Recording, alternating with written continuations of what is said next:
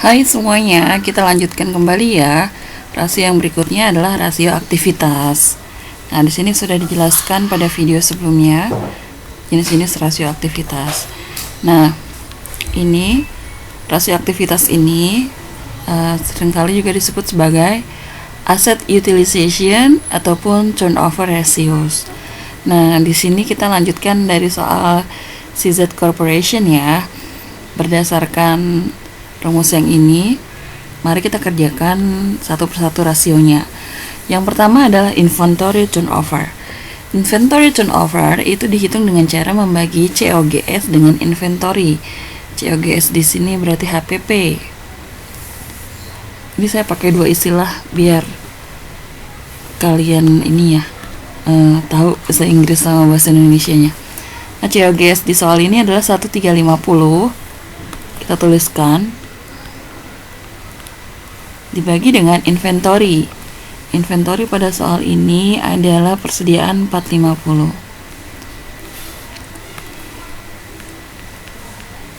Sehingga menghasilkan inventory turnover adalah 3 kali. Apa arti dari rasio ini? Artinya rasio perputaran persediaan sebesar 3 kali itu menunjukkan bahwa dalam 1 tahun persediaan barang berputar sebanyak 3 kali. Nah, kemudian untuk rumus yang berikutnya ini masih relate sama rumus yang pertama. Ini adalah days sales in inventory atau bahasa Indonesianya periode perputaran persediaan. Ini kita bisa gunakan 360 ataupun 365 ya. Cuman memang biar lebih gampangnya 360. Dan kebetulan modul yang kita gunakan itu menggunakan 360 ya. 360 kita bagi dengan inventory turnover. Inventory turnover-nya kan 3, berarti dibagi dengan 3 sehingga menghasilkan angka 120. Karena di sininya adalah days, berarti jawabannya 120 hari. Jadi periode perputaran persediaan atau days sales in inventory adalah 120 hari. Periode ini menunjukkan bahwa persediaan akan mengendap selama 120 hari untuk satu kali transaksi penjualan ataupun masuk proses produksi. Rasio berikutnya adalah receivable turnover. Receivable turnover itu dicari dengan cara membagi sales dengan account receivable. Sales di soal yang kita gunakan ini penjualan ya, penjualan bersihnya 2.700. Kita masukkan angka di sini. Dibagi dengan account receivable. Account receivable piutang senilai 180.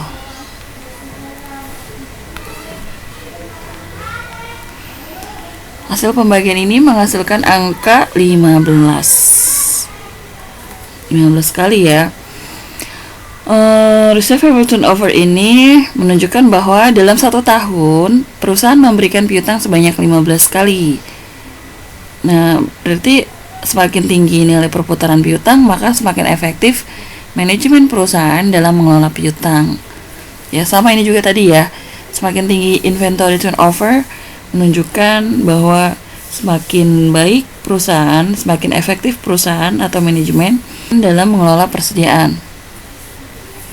Nah, untuk day sales in receivable atau perputaran piutang, kita membagi 360 dengan receivable turnover yaitu 15.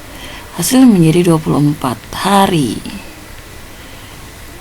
Ya, perputaran piutang ini menunjukkan bahwa piutang dapat tertagih atau terkumpul atau dibayarkan oleh konsumen atau debitur dalam waktu 24 hari.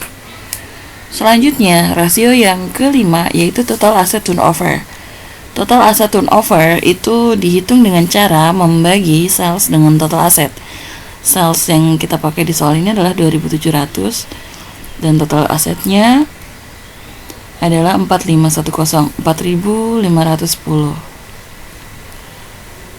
Total asset turnover menghasilkan angka 0,5987.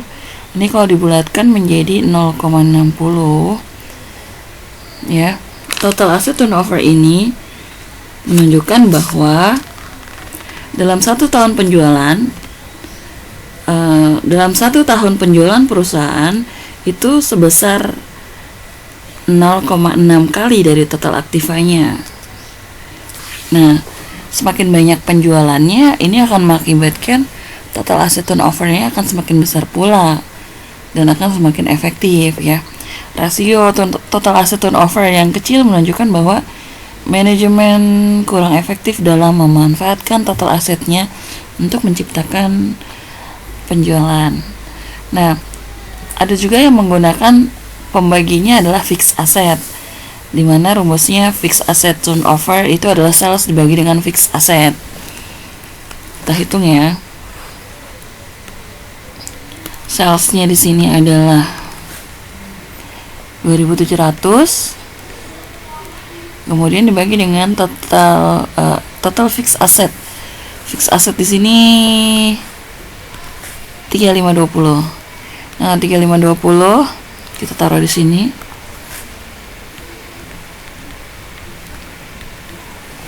Hasilnya mendapatkan angka 0,767 atau dibulatkan menjadi 0,77 ya. Rasio ini menunjukkan bahwa dalam 1 tahun penjualan perusahaan itu hanya sebesar 0,77 dari aset tetapnya, fixed asetnya ya. Jadi perbedaan yang ini, perbedaan yang total asset turnover dengan fixed asset turnover adalah penyebutnya ya, sesuai dengan namanya. Kalau namanya adalah total asset turnover, pembaginya adalah total asset. Jika rasio yang dicari adalah fixed asset turnover, maka pembaginya adalah fixed asset.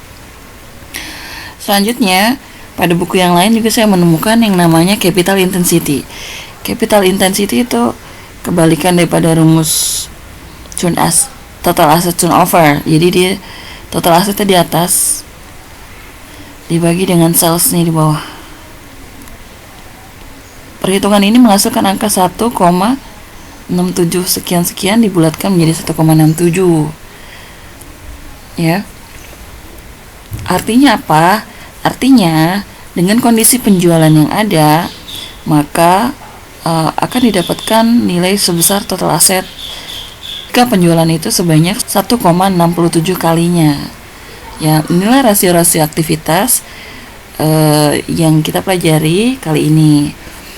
Selanjutnya akan saya bahas lagi rasio kelompok yang berikutnya ya. Jangan lupa nantikan video selanjutnya. Terima kasih.